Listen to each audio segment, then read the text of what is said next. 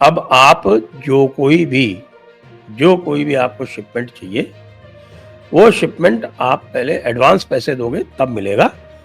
एक यूके का जहाज खड़ा हुआ था, उसको वापस कर दिया। और उन्होंने इंडिया की सबसे बड़ी energy company Nayara Energy company जो है उस पे बैन लगा दिया। हालांकि वो कोलैबोरेशन में चल रही थी रशिया के साथ। क्या कहना चाहती हैं?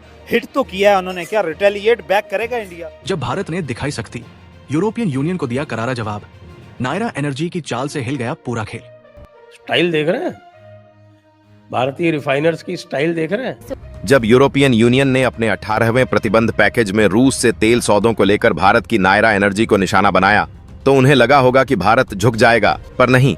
भारत ने तो सीधे डील ही तोड़ दी और ऐसी शर्त रख दी कि पहले पैसे दो, फिर माल मिलेगा, कोई जहाज नहीं निकलेगा। देखिए, आपने जिस ऑयल कंपनी का नाम लिया है, ये ऑयल कंपनी गुजरात में है और ये सबसे बड़ी ऑयल रिफाइनिंग कंपनी है इंडिया के अंदर अगर देखा जाए। और इस वक्त भारत दुनिया की चौथी बड़ी मईशत है। उसके पास तकरीबन 690 अरब डॉलर्स के ज़रिए मुबादला के ज़खायर हैं। भारत के शेरों, वीडियो को लाइक करके और सब्सक्राइब ठोक के पाकिस्तानियों को दिखाओ भारत की ताकत और कमेंट में लहराओ अपना तिरंगा। जय हिंद लिखना न भूलना। नाजरीन, मैं बात करूंगी हमारे हमसाये मुल्क भारत के हवाले। अगर उसने ट्रेड करनी है रशिया के साथ तो वो एक खुले दिल से, एक तगड़े जिगरे से वो कहेगा कि मैंने करना है, आपने मेरे ऊपर सैंक्शन लगानी है, लगाएं, मैं आपके ऊपर सैंक्शन लगा। क्योंकि भारत की रिफाइनरियां अब सिर्फ यूरोप पर निर्भर नहीं हैं। अब हमारा डीजल और पेट्रोल अफ्रीका और एशिया के नए बाजारों में जा रहा है। इस्लामाबाद के इलाके तरनौल में फूड अथॉरिटी का छापा, 25 मन गधे का गोश्त बरामद हुआ।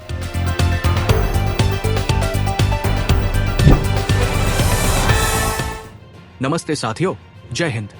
भारत ने एक बार फिर दुनिया को दिखा दिया कि अब कोई भी भारत को हल्के में नहीं ले सकता। इस बार मुकाबला था यूरोपियन यूनियन से और जवाब ऐसा मिला कि सोचने पर मजबूर हो गए। मामला है नायरा एनर्जी और ईयू के ताजा प्रतिबंधों का। 18 जुलाई 2025 को यूरोपियन यूनियन ने रूस के खिलाफ अपना 18वां प्रतिबंध पैकेज लागू किया। इस बार टारगेट बना रूसी क्रूड ऑयल, लेकिन नया दाव चलकर ईयू ने कहा कि अगर कोई देश रूसी तेल को रिफाइन करके यूरोप भेजता है तो वो भी इस प्रतिबंध के दायरे में आएगा। इसी बहाने यूरोपीय संघ ने भारत की नायरा एनर्जी को निशाने पर ले लिया। नायरा ने 35,000 मीट्रिक टन नाफ्था का एक निर्यात टेंडर निकाला जो यूरोपीय देश को भेजा जाना था। लेकिन नायरा ने शर्तें इतनी सख्त रखी कि यूरोप को झटका लग गया। या तो भुगतान एडवांस में करो या फिर लेटर ऑफ क्रेडिट दो, वरना एक बूंद तेल भी नहीं मिलेगा। भारत की इस रणनीति ने पूरा समीकरण ही बदल दिया। अब ईयू को न सिर्फ भारत की ऊर्जा नीति पर दोबारा सोचना पड़ रहा है, बल्कि ये भी समझ आ गया कि नया भारत अपने हितों पर कोई समझौता नहीं करता।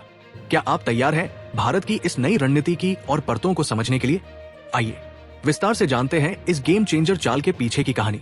अगर उसने ट्रेड करनी है रशिया के साथ तो वो एक खुले दिल से, एक तगड़े जिगरे से वो कहेगा कि मैंने करना है, आपने मेरे ऊपर सैंक्शन लगानी है, लगाएं, मैं आपके ऊपर सैंक्शन लगाता हूँ। जाहिर सी बात है, आपको क्या लगता है कि ताली कभी भी एक हाथ से नहीं बजती है, दोनों हाथों से बजती है। आप पंगा लोगे, अगले वाला तो दोनों हाथों से लगाएगा। वो दोनों हाथों से इधर आओ उसका ये वाला ही काम होगा। सो मुझे नहीं लगता कि यूरोपियन यूनियन, हमने अभी रिसेंटली आपने देखा होगा कि राजस्थान के अंदर उनके रेयर अर्थ एलिमेंट्स मिले हैं और वो उसको भी यूटिलाइज करने वाले हैं। अब चाइना की धमकियां भी खत्म होने वाली हैं। चाइना जो वेपनाइज बना रहे हैं, हाँ एग्जैक्टली, जो चाइना वेपनाइज करके बैठा हुआ था कि भाई हम इतना एक्सपोर्ट करते हैं इंडिया को, अब हम नहीं करेंगे। तो यहाँ पर मुझे नहीं लगता कि कहते ना कि एक अच्छा दोस्त इंडिया के पास है, दैट इज रशिया। बाकी 1000 दुश्मन भी उसके खड़े होना, उसको पता है मैंने स्टैंड कैसे लेना है, बड़ी इकोनॉमी, हाँ एग्जैक्टली, मैंने स्टेबल कैसे करना है। एलन मस्क बात आया नहीं आया, उसने टेस्ला लॉन्च कर दी भाई, उसका शोरूम बना दिया मुंबई के अंदर।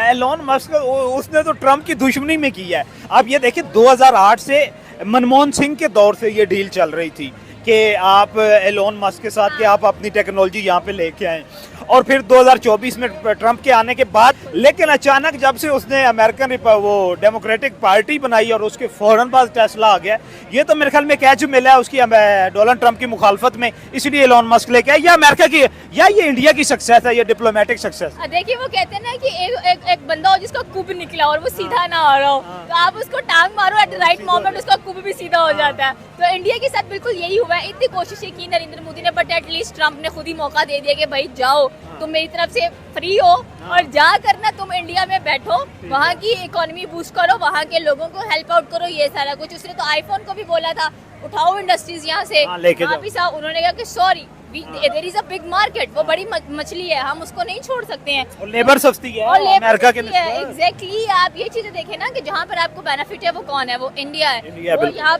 तो नहीं कहेगा कि भाई ठीक है मैं यहाँ पर अपनी इंडस्ट्री लगाता हूँ, यहाँ पर सारा कुछ करता हूँ। सो आई थिंक सो कि they are working very smart, Indians they are working very smart. West कहता है कि हम स्मार्ट है, लेकिन मुझे लगता है कि दे आर बेवकूफ, द मोस्ट बेवकूफ नेशन मुझे नजर आ रही है right now. But I think so कि एशिया के अंदर India is going great well. कोई बात नहीं, आप लॉन वॉरियर हो, अकेला खड़ा होना सीखो, अकेला खड़ा होना सीख गए तो उसके बाद भाई आपकी मौजे ही मौजे हैं। लास्ट क्वेश्चन ये है कि क्या इंडिया इन सैंक्शंस के अंडर ही सरवाइव करेगा, या इंडिया अपनी डिप्लोमेटिक पॉलिसी से या अपनी डिफेंस पॉलिसी से या अपने औरे से दोबारा अपनी शराइत पे ईयू को और नेटो को लेके आ गया? देखिए नेटो आ जाए और चाहे अमेरिका ट्रम्प आ जाए, चाहे जो मर्जी आ जाए, इंडिया को पता है कि मैंने अभी उसने कहा मैं 500 टैरिफ लगाऊंगा, फिर कहता मैं 100 टैरिफ लगाऊंगा, करते कराते कहाँ गया 500 टैरिफ, कहाँ गया 100 टैरिफ। अब आप जो कोई भी आपको शिपमेंट चाहिए, वो शिपमेंट आप पहले एडवांस पैसे दोगे तब मिलेगा। एक यूके का जहाज खड़ा हुआ था चार्टर्ड, उसको वापस कर दिया। देख रहे हैं आप, स्टाइल देख रहे हैं, भारतीय रिफाइनर्स की स्टाइल देख रहे हैं। साथ में आपके इधर एचपी ने और आईओसी ने, हिंदुस्तान पेट्रोलियम और इंडियन ऑयल कॉरपोरेशन ने रशियन क्रूड ऑयल और भी ज्यादा खरीदना आरंभ कर दिया। नायारा ने कहा कि हमारे पास बहुत क्लाइंट्स हैं, हमारे पास अफ्रीका में और एशिया में बहुत सारे क्लाइंट्स हैं। अब हम ये जो हमने ये रोका है यूके का, इसको हम यूएई डाइवर्ट कर रहे हैं, उनको यूएई डाइवर्ट कर दिया, यूएई शिपमेंट कर दिया। आपको जानकर आश्चर्य होगा कि यूएई के पास पर्याप्त रिफाइनिंग कैपेसिटी नहीं है, वहाँ से क्रूड यहाँ आता है और रिफाइन होके वापस यूएई जाता है। तो यूएई का बढ़ा दिया और कहा कि हाँ भाई उधर अफ्रीका वाले भी मांग रहे हैं, अफ्रीका वालों के साथ कॉन्ट्रैक्ट कर लेते हैं, आप ऐसा करो इसको तुरंत कैंसिल कर दो, सारे के सारे कॉन्ट्रैक्ट जितने भी हैं किए हुए उनको तुरंत कैंसिल कर दो। अब इनके हलक में आ गई भाई लोगों के कि नहीं नहीं नहीं नहीं नहीं, नहीं तुरंत तो कैंसिल नहीं कर सकते, ऐसा मत कीजिए। ये नाटक करने की जरूरत है नहीं। 1 जनवरी क्यों करना है, आप तो अभी से करो तुरंत। ये झगड़ा चल रहा है, वो कह रहे नहीं हम 1 जनवरी से हमने सैंक्शंस लगाए, नहीं, आप तो तुरंत सैंक्शन लगाओ। हम आपको 1 बूंद तेल अब सप्लाई नहीं करेंगे। यानी कि यूरोप ने क्या सोचा, होशियारी देखिए। यूरोप ने सोचा कि यार सबसे ज़्यादा ज़रूरत कब आती है इनको, सबसे ज़्यादा ज़रूरत आती है सर्दी के मौसम में, तो सर्दी का मौसम निकल जाने दो, सर्दी के मौसम तक तो है जो इनके सारा हीटिंग ऑयल वगैरह जितना भी है उसको हम यूज कर लेंगे और बाद में ये वैसे भी ये रास्ते पे आ जाएंगे, कुछ करेंगे कुछ नहीं करेंगे, कुछ नहीं। रॉसनेफ्ट और नायारा मिलके और भी एक्टिव हो गए, जैसे मैंने बताया 70,000 करोड़ का पूरा जो है वो इन्वेस्टमेंट प्लान कर लिया, डाइवर्सिफाई कर लिया, क्योंकि यूरोप को हम 1 बूंद बेचेंगे ही नहीं।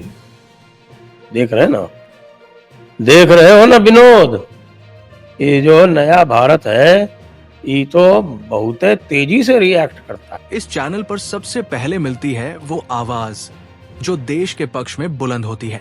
तो देरी किस बात की, आज ही जुड़िए हमारे मिशन से और बनिए सच्चे भारतवासी की पहचान।